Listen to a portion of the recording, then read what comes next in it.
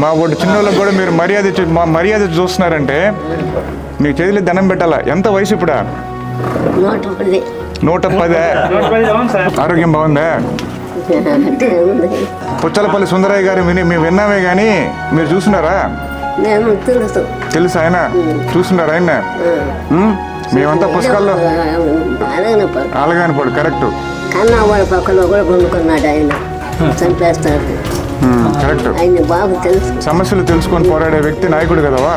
అంతేనే కదా? అంతే కదా. మనకు మాటలు చెప్పేవాళ్ళు కావాలా లేకపోతే పని చేసి పెట్టే నాయకులు కావాలి తల్లి? పని చేసేవాళ్ళే కదా కావాల్సిందే. సరేవా నువ్వు రాలేవులే, నీకు వచ్చి సంతకం తీసుకుంటారు కానీ సైకిల్ మీద అక్కడికే వస్తాడు. వస్తావా?